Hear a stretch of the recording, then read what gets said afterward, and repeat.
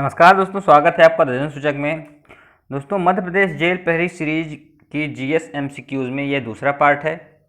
दोस्तों, आपने अगर पहला पार्ट नहीं देखा है तो हमने डिस्क्रिप्शन पे दे दिया है लिंक, आप वहां से जाकर देख सकते हैं। दोस्तों, हमने मध्य प्रदेश की सीरीज भी स्टार्ट कर दी है। अगर वो भी आपने नहीं देखा है तो उसको भी आप डिस्क्रिप्शन से लिंक के द्वारा देख सकते हैं।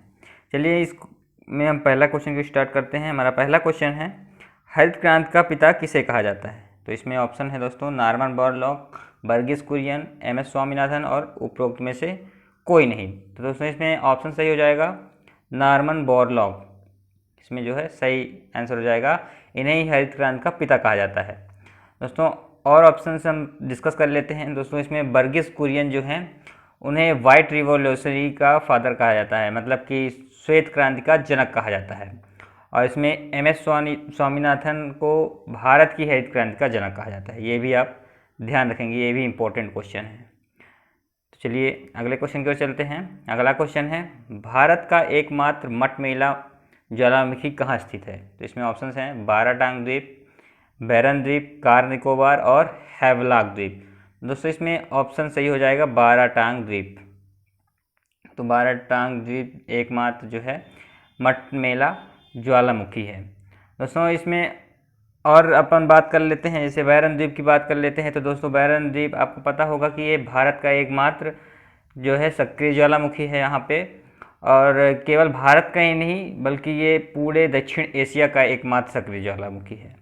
उसके बाद दोस्तों, हैवलॉक की बात कर लेते हैं। ये इंपॉर्टेंट क्वेश्चन है क्योंकि इसका नाम अभी बदला है, इसका नाम अब कर दिया गया है स्वराज द्वीप। तो ये इंपॉर्टेंट क्वेश्चन बन जाता है। दोस्तों, ये बाराटांग द्वीप जो है, एक चीज़ आप ध्यान रखेंगे, ये अंडमान द्वीप समूह का एक द्वीप है। ये भी क्वेश्चन कभी कभी आ जाता है, तो आप इसे भी ध्यान रखिएगा। अगले क्वेश्चन की ओर चलते हैं। हमारा अगला क्वेश्चन है, भारत की स्थलीय सीमा कितने देशों से लगती है? इसमें ऑप्शन हैं 9, 8, 7, 6। तो इसमें दोस्तों ऑप्शन सही हो जाएगा 7।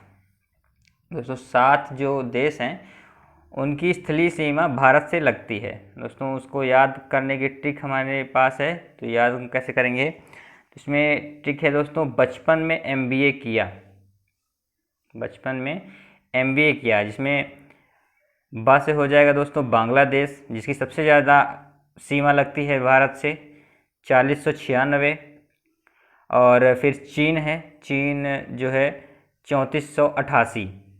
फिर दोस्तों, पा से हो जाएगा पाकिस्तान, जिसकी 3323 किलोमीटर जो है सीमा लगती है। उसके बाद ना से हो जाएगा नेपाल, जिसकी 1751 किलोमीटर की सीमा लगती है। दोस्तों, उसके बाद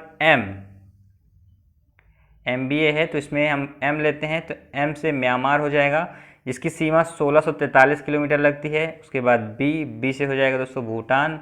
उसके बाद अफ़गानिस्तान, तो अफ़गानिस्तान की सीमा सबसे कम लगती है दोस्तों 106 किलोमीटर।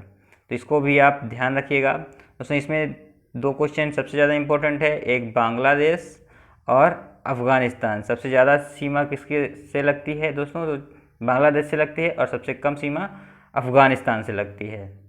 तो ये भी आप याद रखिएगा। नेक्स्ट क्वेश्चन की ओर चलते हैं। अगला क्वेश्चन है, विश्व में सबसे बड़ी आबादी वाला लोकतांत्रिक देश कौन सा है? तो दोस्तों, इसमें ऑप्शंस हैं भारत, चीन, इंडोनेशिया और अमेरिका। तो दोस्तों, आपको पता ही होगा कि सबसे ज़्यादा आबादी वाला देश कौन सा है? चीन है। बट सबसे बड़ा आबादी वाला लोकतांत्रिक देश, ये इंपॉर्टेंट है दोस्तों, लोकतांत्रिक देश। तो लोकतांत्रिक देश कौन सा है? अपना देश भारत। तो भारत ही है जो सबसे बड़ी आबादी वाला लोकतांत्रिक देश है। चलिए अगले क्वेश्चन की चलते हैं। अगला क्वेश्चन है दोस्तों, कुतुब मीनार का निर्माण कब शुरू हुआ था? इसमें ऑप्शन हैं दोस्तों 1190, 1192, 1196 या 1199। तो दोस्तों, इसमें ऑप्शन सही हो जाएगा 1192। दोस्तों, इसको बनवाया किसने था? चलिए उसके बारे में डिस्कस कर लेते हैं अपन। तो इसको दोस्तों दिल्ली के प्रथम मुस्लिम शासक कुतुबुद्दीन द्वारा इसका आधार बनवाया गया। उसके बाद इल्तुतमिश ने 3 मंजिलों को बढ़ाया। उसके बाद फिरोज शाह तुगलक ने 5वीं और अंतिम मंजिल बनवाई। दोस्तों, ये एक शासक ने नहीं बल्कि इनको 3 शासकों ने मिलकर बनवाया। पहले कुतुबुद्दीन ऐबक ने आधार बनवाया था केवल, फिर इल्तुतमिश ने 3 बनवाई थी, 3 मंजिले की इमारत खड़ी करवाई थी। फिर उसके बाद फिरोज शाह तुगलक ने 5वीं और अंतिम जो है मंजिल बनवाई थी। तो ये क्वेश्चन तीनों इम्पोर्टेंट हैं दोस्तों, इसको आप ध्यान रखिएगा। उसके बाद दोस्तों ऊंचाई भी इम्पोर्टेंट है, क्योंकि सबसे ऊंची मीनार कही जाती है देश में। तो 237.86 फीट की जो है इसकी ऊंचाई है, तो इसको भी आप याद रखिएगा। अगला क्वेश्चन है, भारत में सर्वश्रेष्ठ संगमरमर कहाँ मिलता है? तो दोस्तों इसमें ऑप्शन हैं मंदसौर, ग्वालियर, मकराना और राजसमंद। तो इसमें ऑप्शन सही हो जाएगा मकराना। दोस्तों मकराना कहाँ है? तो राजस्थान में है। दोस्तों ये मकराना इम्पोर्टेंट इसलिए है क्योंकि इसके संगमरमर का उपयोग जो है ताजमहल बनाने में भी किया गया था। तो ये भी इम्पोर्टेंट क्वेश्चन बन जाता है। चलिए दोस्तों अगले क्वेश्चन के चलते हैं। अगला क्वेश्चन है, खगोल शास्त्र में गुप्त काल में प्रसिद्ध नाम कौन सा है? तो दोस्तों सबसे ज़्यादा प्रसिद्ध जो थे तो वो आर्यभट्ट थे गुप्त काल में। तो ये क्वेश्चन दोस्तों इम्पोर्टेंट है, आप ध्यान रखिएगा। अगले क्वेश्चन के चलते हैं। अगला क्वेश्चन है, गुप्त संवत की तिथि क्या है? तो इसमें ऑप्शन है दोस्तों 315, 319, 320 और 323। तो इसमें आंसर हो जाएगा दोस्तों 319 ईस्वी। गुप्त संवत की तिथि जो है 319 ईस्वी मानी जाती है। दोस्तों इसको स्टार्ट किसने करवाया था? तो चंद्रगुप्त प्रथम। चंद्रगुप्त प्रथम ने इसको स्टार्ट करवाया था। कब से स्टार्ट करवाया था? 319 से स्टार्ट करवाया था। और इसको एक और नाम दिया जाता है गुप्त प्रकाल। ये भी आप याद रखिएगा, ये भी इम्पोर्टेंट क्वेश्चन है। चलिए अगला क्वेश्चन चलते हैं। अगला क्वेश्चन है दोस्तों, गांधी सागर बांध किस परियोजना का एक भाग है? कोसी परियोजना, दामोदर नदी घाटी परियोजना, भांगड़ा नागल परियोजना या चंबल परियोजना? तो दोस्तों इसमें ऑप्शन डी सही हो जाएगा, चंबल परियोजना। दोस्तों ये जो चंबल परियोजना चंबल नदी पर बनाई गई है। इसके अंतर्गत दोस्तों 3 बांध बनाए गए हैं, गांधी सागर, राणा प्रताप सागर और जवाहर सागर। दोस्तों गांधी सागर जो है मंदसौर में है, राणा सागर जो है राणा प्रताप सागर रावत भाटा में है और जवाहर सागर जो है कोटा में है। तो इसको भी आप याद रखिएगा। अगले क्वेश्चन की ओर चलते हैं। अगला क्वेश्चन है, अंग्रेज शासकों ने 1931 में किसकी अध्यक्षता में मतदान समिति गठित की थी? दोस्तों इसमें ऑप्शन है Simon John Mathai, Lord Lothian और माउंटबेटन। तो इसमें सही ऑप्शन हो जाएगा लॉर्ड लोथियन। लॉर्ड लोथियन ने मतदान समिति की 1931 में अध्यक्षता की थी। दोस्तों इसमें महिलाओं के मतदान के लिए भी बात कही गई थी, पर इसके लिए 2 शर्तें रखी गई थी। पहली शर्त ये थी कि किसी भी महिला को मतदान देने का अधिकार है जब वो किसी भी एक भाषा को लिख या पढ़ सके। और दूसरी शर्त ये थी कि उसका पति जीवित होना चाहिए, ये कि फिर वो पतिव्रता होनी चाहिए। ये 2 शर्तें जो है दोस्तों रखी दी गई थी। तो ये अपने MPPSC के लिए इम्पोर्टेंट है दोस्तों, इसके लिए इम्पोर्टेंट नहीं है। चलिए अगले क्वेश्चन की ओर चलते हैं। अगला क्वेश्चन है, श्रीनगर की स्थापना किस शासक ने की थी? तो दोस्तों इसमें ऑप्शन हैं दशरथ, अशोक, अकबर, सिकंदर गुप्त। तो दोस्तों इसमें ऑप्शन सही हो जाएगा अशोक। दोस्तों श्रीनगर जो कि जम्मू कश्मीर में है, उसकी जो स्थापना की थी किसने की थी? अशोक ने की थी दोस्तों। और श्रीनगर किस लिए फेमस है? तो श्रीनगर दोस्तों डल झील के लिए सबसे ज़्यादा प्रसिद्ध है, ये भी आप याद रखिएगा। अगला क्वेश्चन है, अंतर्राज्यीय परिषद की नियुक्ति कौन करता है? इसमें दोस्तों ऑप्शन हैं प्रधानमंत्री, लोकसभा अध्यक्ष, राष्ट्रपति और गृह मंत्री। दोस्तों इसमें ऑप्शन सही हो जाएगा राष्ट्रपति। दोस्तों ये अंतर्राज्यीय परिषद की स्थापना क्यों होती है? तो दोस्तों इसके बारे में अनुच्छेद 263 में जो है तो इसमें बताया गया है कि केंद्र और राज्यों का बीच जब समन्वय स्थापित करना होता है तब ये अंतर्राज्यीय परिषद की नियुक्ति की जाती है, बैठक की जाती है। और इसको सबसे पहले दोस्तों 1990 में स्थापना की गई थी और इसकी पहली बैठक 10 अक्टूबर 1990 में की थी। तो इससे दोस्तों 2-3 फैक्ट्स अपने बनते हैं, क्लियर होते हैं, तो इसे भी आप याद रखिएगा।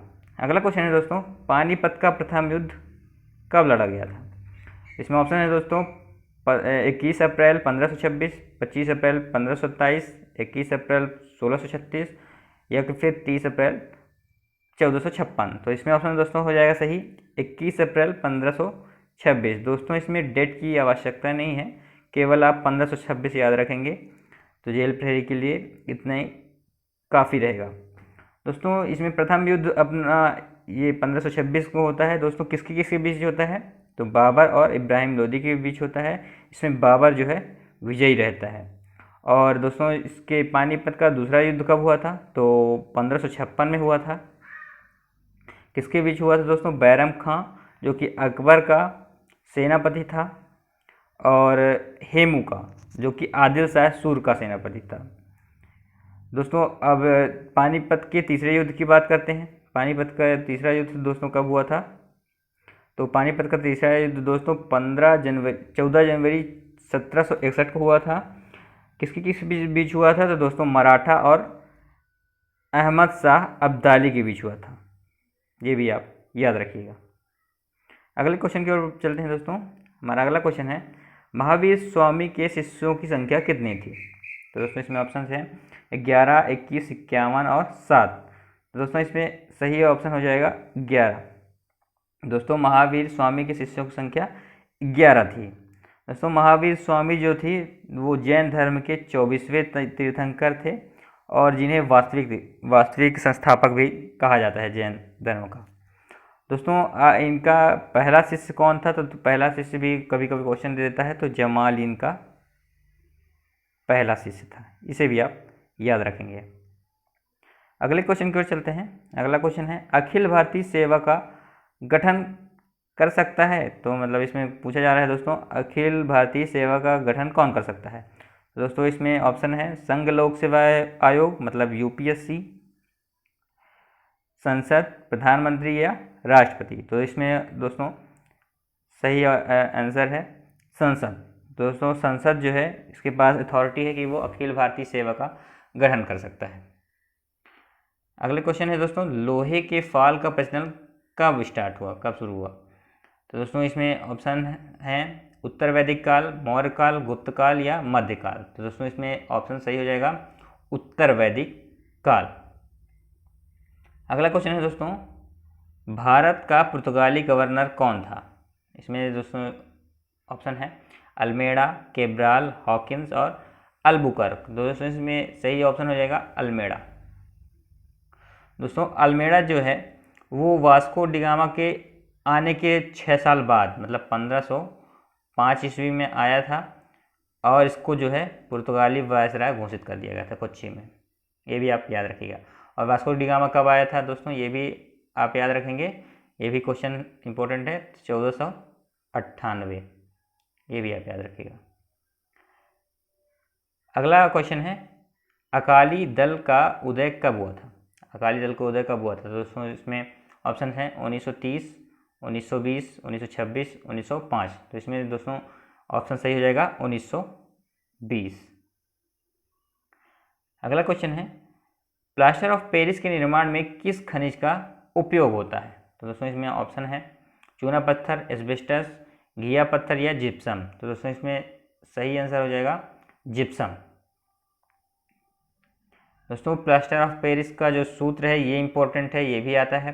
तो CaSO4 इंटू हाफ H2O।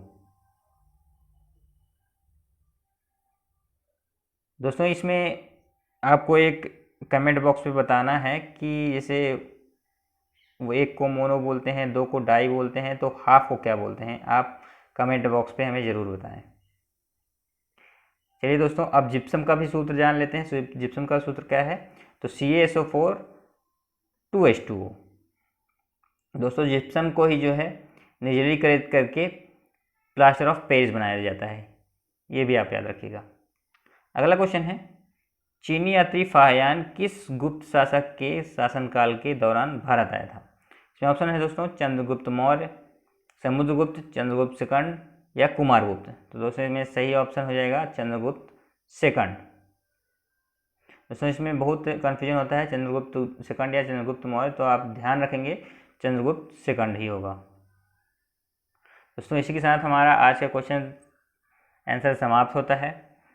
दोस्तों आपको अगर वीडियो पसंद आई है, यूजफुल लगी हो, तो आप वीडियो को लाइक करें, शेयर करें, और कैसा लगा आप हमें कमेंट बॉक्स पर ज़रूर बताएं। दोस्तों आप हमें अलग अलग प्लेटफॉर्म्स में भी फॉलो कर सकते हैं, लाइक कर सकते हैं, हमारे पेज को लाइक कर सकते हैं, दर्जन सूचक के नाम से है, और डिस्क्रिप्शन में लिंक भी दे दिया गया है, तो आप वहां से जाके लाइक कर सकते हैं, हमारे टेलीग्राम से जुड़ सकते हैं, हमारे व्हाट्सएप ग्रुप से जुड़ सकते हैं।